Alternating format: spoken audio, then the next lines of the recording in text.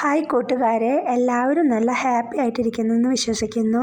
ഇന്ന് നമുക്ക് അടിപൊളിയായിട്ടുള്ള ഒരു കേരള സ്റ്റൈലിലുള്ള മാങ്ങാച്ചാറ് എങ്ങനെയാണ് തയ്യാറാക്കുന്നതെന്നുള്ള വീഡിയോ കണ്ടു നോക്കാം കേട്ടോ. അതിനു വേണ്ടി ഞാൻ ഒരു 5 to 6 മാങ്ങ എടുത്തിട്ടുണ്ട്.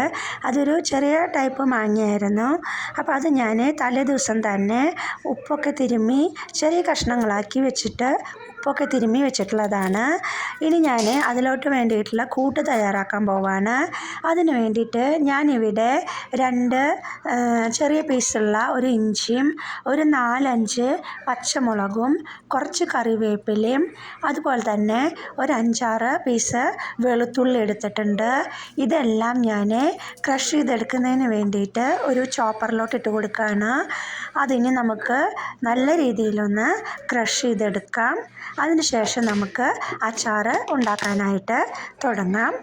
അപ്പം ഞാൻ ഒരുവിധം നന്നായി അതൊന്ന് ക്രഷ് ചെയ്തെടുത്തിട്ടുണ്ട്. കണ്ടില്ലേ, ഇത് മതി. ഇനി നമുക്ക് അച്ചാർ തയ്യാറാക്കുന്നതിന് വേണ്ടിയിട്ട് ഞാനിവിടെ ഒരു പാൻ വെച്ച് കൊടുത്തിട്ടുണ്ട്. പാൻ ചൂടായതിന് ശേഷം നമുക്കതിലോട്ട് ഓയിൽ ഒഴിച്ചു കൊടുക്കാം. ഇനി ഓയിലെല്ലാം നന്നായി ചൂടായി വന്നതിന് ശേഷം നമുക്കതിലോട്ട് ഏകദേശം 1 സ്പൂണോളം കടുക് ഈ സമയത്ത് ചേർത്ത് കൊടുക്കാം. കടുകൊക്കെ നന്നായി പൊട്ടി വരണം കേട്ടോ. കടുകൊക്കെ നന്നായി പൊട്ടി വന്നതിന് ശേഷം നമുക്ക് തയ്യാറാക്കി വെച്ചിരിക്കുന്ന ആ കൂട്ട് നമുക്കിതിലോട്ട് ചേർത്ത് കൊടുക്കണം. ഇപ്പോൾ ദാ നമ്മുടെ കടുകെല്ലാം നന്നായി പൊട്ടിക്കൊണ്ടിരിക്കുകയാണ്. ഇനി നമ്മളതിലോട്ട് തയ്യാറാക്കി വെച്ചിരിക്കുന്ന ഇഞ്ചി, പച്ചമുളക്, വെളുത്തുള്ളി, കറിവേപ്പില എല്ലാം നമ്മളതിലോട്ട് ചേർത്ത് കൊടുക്കുകയാണ്. ഇനി അതിനെ നന്നായി ഒന്ന് നമുക്ക് മൂപ്പിച്ചെടുക്കണം. ഇത് നന്നായി മൂത്ത് വന്നതിന് ശേഷം നമുക്കതിലോട്ട് പൊടികൾ ചേർത്ത് കൊടുക്കാം. ഇപ്പോൾ ദാ ഒരുവിധം നന്നായി അത് മൂത്ത് വന്നിട്ടുണ്ട്. ഇനി നമുക്കിതിലോട്ട് ചേർക്കാനായിട്ടുള്ളത് മുളക് പൊടിയാണ്. ഞാൻ മഞ്ഞൾപ്പൊടി ഒന്നും ഇതിലോട്ട് ആഡ് ചെയ്യുന്നില്ല. ഇപ്പോൾ അച്ചാറുണ്ടാക്കുന്നതിന് വേണ്ടിയിട്ട് ഞാൻ മുളക് പൊടി മാത്രമാണ് ആഡ് ചെയ്ത് കൊടുക്കുന്നത്. ആ മുളക് പൊടി ഞാൻ 4 ടീസ്പൂണോളം എടുത്തിട്ടുണ്ട്. ആ 4 ടീസ്പൂൺ മുളക് പൊടി ഞാൻ ചേർക്കുന്നത് എക്സ്ട്രാ ഹോട്ട് സ്പൈസി ആയിട്ടുള്ള അത്രയും സ്പൈസി ആയിട്ടുള്ള ചില്ലി പൗഡറാണ് എടുത്തിരിക്കുന്നത്. അതുകൊണ്ടാണ് ഞാൻ 4 സ്പൂണ് ചേർത്തിരിക്കുന്നത്. നിങ്ങൾ യൂസ് ചെയ്യുന്ന ചില്ലി പൗഡർ അത്രയും സ്പൈസി അല്ലെങ്കിൽ നിങ്ങൾക്ക് കുറച്ചുകൂടി എമൗണ്ട് അതിലോട്ട് കൂടുതൽ ചേർക്കാം. അപ്പോൾ അത് നിങ്ങളുടെ കയ്യിലുള്ള മുളകിനനുസരിച്ചിട്ട് എമൗണ്ടിൽ മാറ്റങ്ങൾ വരുത്തിയോളൂ കേട്ടോ. ഇനി നമുക്കതിനെ നന്നായി ഒന്ന് മൊരിയിച്ചെടുക്കണം. അത് നല്ല നിറത്തിലൊന്ന് മൊരിഞ്ഞു വരണം.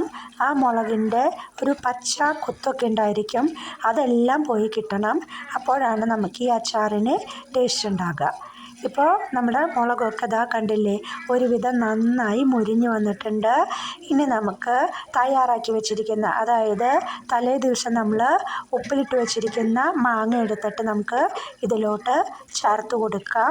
അപ്പോൾ നിങ്ങൾ പ്രത്യേകം ശ്രദ്ധിക്കേണ്ട ഒരു കാര്യം, നമ്മൾ സ്റ്റൗവ് ഓഫ് ചെയ്തിരിക്കണം. അല്ലെങ്കിൽ ആ സ്റ്റൗവിലെ ചൂട് കൊണ്ട് നമ്മുടെ മാങ്ങയെല്ലാം വെന്ത് പോകും, അതിൻ്റെ ടേസ്റ്റ് തന്നെ മാറിപ്പോകും. അപ്പോൾ അത് നിങ്ങൾ പ്രത്യേകം ശ്രദ്ധിക്കണം. ഇപ്പം നമ്മൾ മാങ്ങ ആഡ് ചെയ്ത് കഴിഞ്ഞതിന് ശേഷം നമുക്ക് ആ ഗ്രേവി ആയിട്ട് നന്നായി ഒന്ന് മിക്സ് ചെയ്തെടുക്കാം.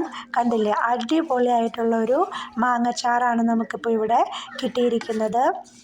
ഇനി നമുക്കിതിലോട്ട് 2 പൊടികൾ കൂടി ചേർക്കാനായിട്ടുണ്ട്. ഒന്ന് ഉലുവ, പിന്നെ മറ്റൊന്ന് കായം. അപ്പം ഞാൻ ഈ സമയത്തോട്ട്, അതായത് ഒന്ന് ചെറിയ ചൂടൊക്കെ ആറിയതിന് ശേഷം നമുക്കിനി ഇതിലോട്ട് ഒരു 1/4 ടീസ്പൂണോളം ഉലുവയുടെ പൊടിയും അതുപോലെ തന്നെ ഒരു 1/2 ടീസ്പൂണോളം കായത്തിൻ്റെ പൊടി നമുക്കിതിലോട്ട് ചേർത്ത് കൊടുക്കാം. അതെല്ലാം ചേർത്ത് കൊടുത്തതിന് ശേഷം വീണ്ടും നമുക്കിതിനെ നന്നായി ഒന്ന് മിക്സ് ചെയ്തെടുക്കാം. കണ്ടില്ലേ, ഇപ്പം നമ്മുടെ ഉലുവയുടെ പൊടി നമ്മൾ 1/4 ടീസ്പൂൺ ചേർത്ത് കൊടുത്തു. ഇനി നമ്മളതിലോട്ട് 1/2 ടീസ്പൂണോളം കായത്തിൻ്റെ പൊടിയും ചേർത്ത് കൊടുത്തു. ഇനി ഇതെല്ലാം കൂടി നന്നായി ഒന്ന് മിക്സ് ചെയ്യുക. കഴിഞ്ഞു ഇത്രയുള്ള അച്ചാറിൻ്റെ പണി. ഇനി നമുക്ക് വിനാഗിരിയൊക്കെ ആവശ്യമുള്ളവർക്ക് ചേർത്ത് കൊടുക്കാം. ഞാൻ ഈ പുളിയുള്ള മാങ്ങ, നെല്ലിക്ക, ഒക്കെ അച്ചാറുകൾ ഇടുമ്പോൾ വിനാഗിരി ഞാൻ ചേർക്കാറില്ല. വീട്ടിൽ പൊതുവെ ഞാൻ വിനാഗിരി ഉപയോഗിക്കുന്നത് കുറവാണ്.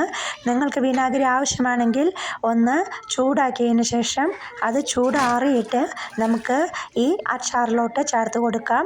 ഇപ്പം നമ്മുടെ അടിപൊളിയായിട്ടുള്ള കേരള സ്റ്റൈലിലുള്ള മാങ്ങ അച്ചാർ റെഡി ആയിട്ടുണ്ട്. നിങ്ങളെല്ലാവരും തന്നെ ഇത് ട്രൈ ചെയ്ത് നോക്കണം. എന്നിട്ട് അഭിപ്രായം പറയാനായിട്ട് മറക്കരുത് കേട്ടോ. അപ്പോൾ നമുക്ക് അടിപൊളിയായിട്ടുള്ള മറ്റൊരു റെസിപ്പിയായിട്ട് വീണ്ടും വരാം. അതുവരേക്കും നന്ദി, നമസ്കാരം.